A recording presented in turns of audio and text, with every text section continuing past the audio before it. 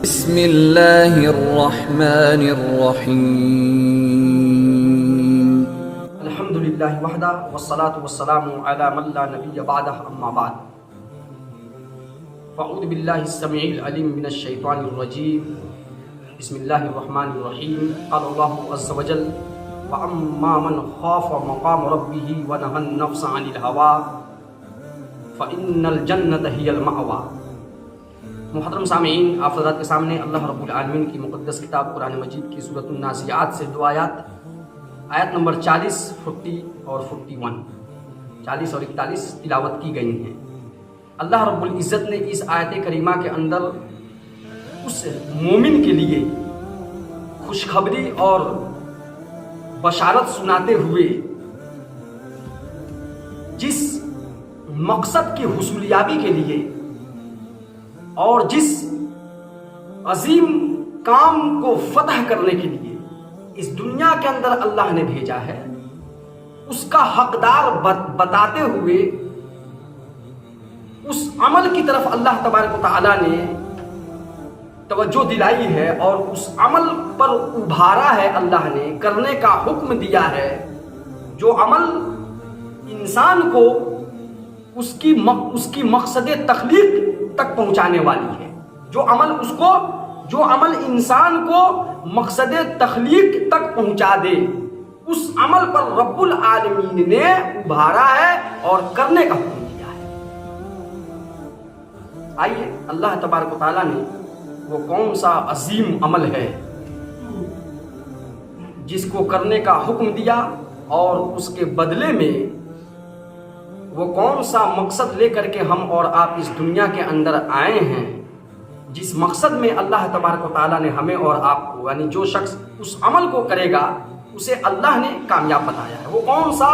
عمل ہے، پہلے عمل جانتے ہیں، پھر ہم اور آپ نتیجے پر آئیں گے اور بدلے پر آئیں گے۔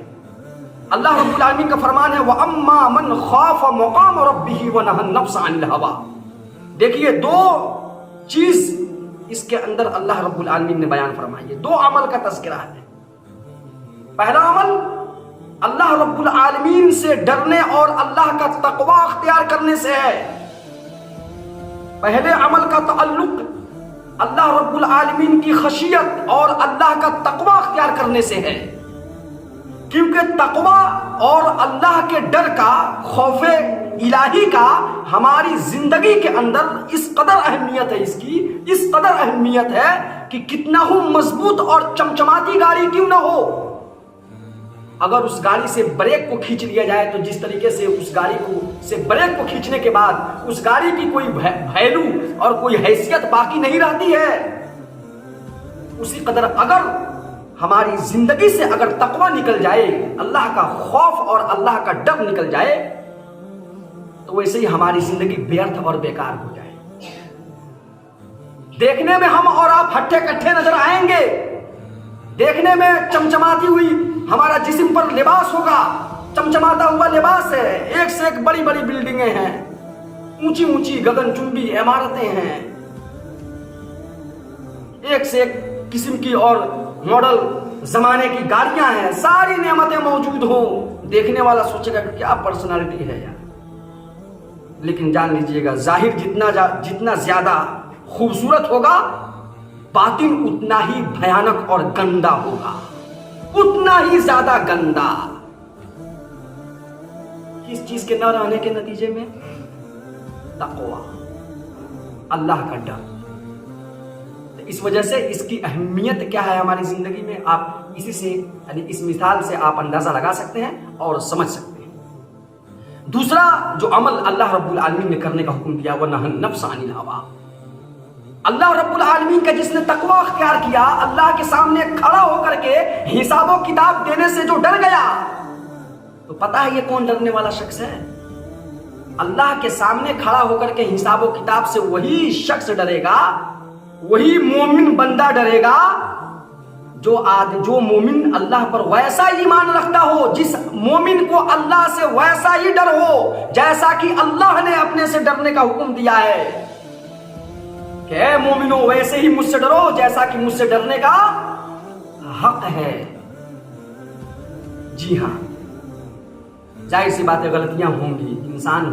انسان ہونے کے ناطے، مومن بھی انسان ہونے کے ناطے غلطیاں کر لے گا، غلطی اس سے ہو جائے گی، لیکن اگر واقعی میں اس کو اللہ کا ڈر ہے تو وہاں پر کھڑا ہونے کی انتظار اور نوبت نہیں لانے دے گا، توبہ تیلا کر کے دنیا ہی کے اندر پاک اور صاف ہو جاؤ بھائی، کیا فائدہ ہے وہاں کا، کون رسک لے گا، وہاں کا رسک کون لے گا؟ تو گویا کہ جس کے دل میں ڈر ہے، غلطی یہاں پر اگر ہو بھی گئی تو وہ توبہ استغفار کر لے گا، کیوں؟ ڈر گیا وہ اللہ کے سامنے کھڑا ہو کر کے حساب و کتاب، اللہ اتنی ہمت کہ اگر ایک آدمی سے لفظ اگر کیوں اور وائے رب العالمین نے پوچھ لیا، وہیں پر اس کی گاڑی ٹائر پیچھے اس کی پوری کہانی ختم۔ غلطی سے اگر اس سے پوچھ لیا کیوں، ایک لفظ کیوں کا 60 سالہ زندگی پر مشتمل ہمارے جو حرکات و سکنات ہیں، ایک کیوں کا جواب نہیں دیا جا سکتا۔ وہ اللہ کا رحم و کرم ہوگا کہ جلدی جلدی بندے مومن کے ساتھ ایک خاص قسم کے رحم و کرم ہوگا کہ وہ نکل جائے گا اور اس طریقے سے اللہ کا فضل و کرم سے وہ پاس ہو جائے گا، ورنہ واقعی میں جو سوال ہوتا ہے اگر پوچھ لیا جائے تو آپ اندازہ لگا سکتے ہیں ہم اور آپ کیا کرتے ہیں، ہم زندگی میں کیا گل کھلا رہے ہیں حقوق الہی کے ساتھ۔ وَأَمَّا مَنْ خَافَ مَقَامَ رَبِّهِ وَنَهَى النَّفْسَ عَنِ الْهَوَىٰ، دوسرا مرحلہ سن لیجئے، دوسرا عمل سن لیجئے، اور اس نے اپنی خواہشات نفس کو کنٹرول کر کے رکھا، روکے رکھا۔ یہ نہیں کہ خواہشات نے یعنی نفس نے جس چیز کی خواہش کی اس کے پیچھے آنکھ بند کر کے دوڑ پڑا، نہیں، یہ بندے مومن کی عادت اور اس کا یہ طریقہ ہو ہی نہیں سکتا ہے۔ جو اس کا نفس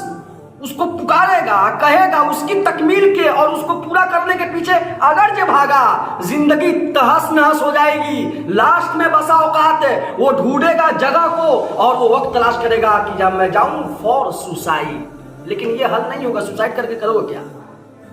کیونکہ تمہارا جو پاپ ہے اس کا پشچات کے لیے تم سوسائڈ بھی کرو گے نا، وہ کم ہے،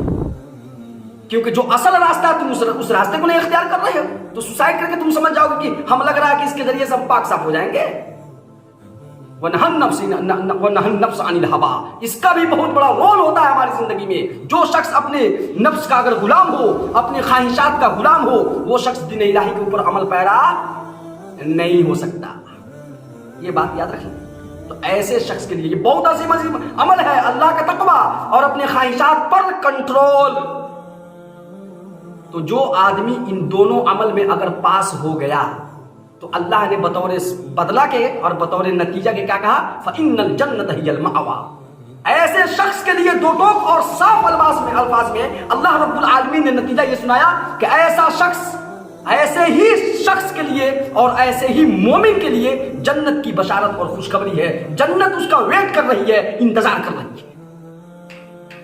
اللہ رب العالمین سے دعا ہے رب العالمین ہمیں اور آپ کم حق ڈرنے اور